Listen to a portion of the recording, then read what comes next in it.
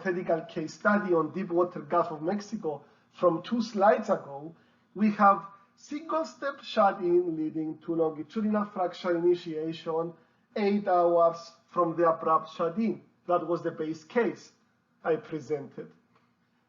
Contrary, a 5-step shut-in will prevent fracture initiation from taking place within the 24 hours the shut-in takes place and the 24 hours after that.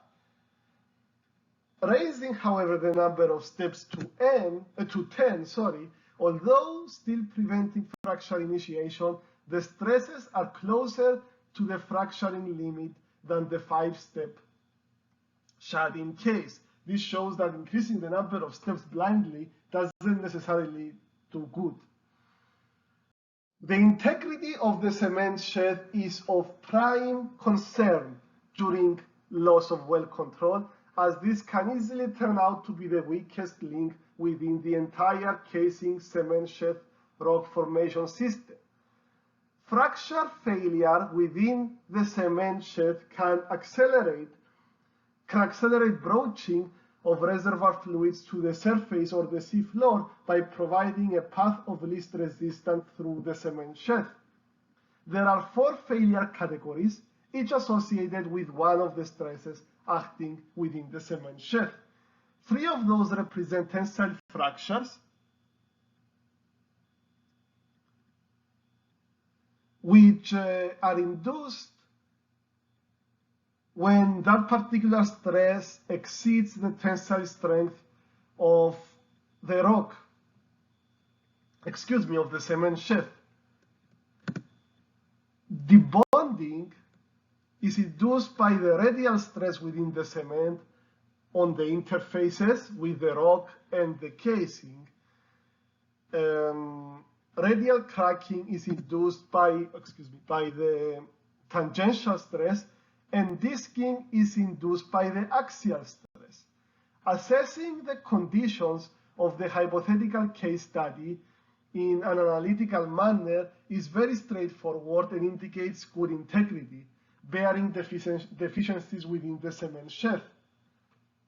The 4th failure category is shear cracking, and to evaluate that, we need to use a Mohr circle diagram.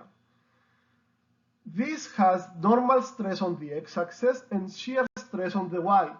The diagonal represents the Mohr-Coulomb failure criterion.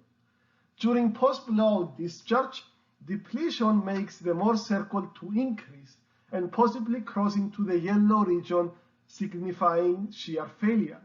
Heavy depletion, however, is needed, and for that to happen, we need to have long discharge periods and very high flow rates. Now, let me clarify, what I'm describing here is not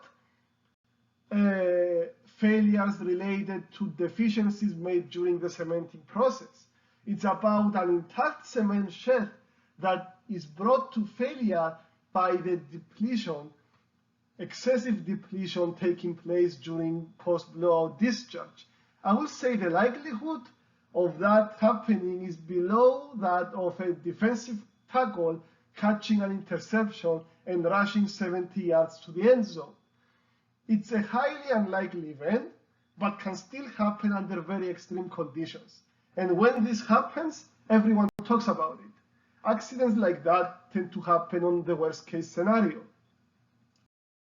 In conclusion, in this section, I developed workflows for analytically evaluating critical discharge flow rates, which can be used to indicate fracturing during post-blowout capping.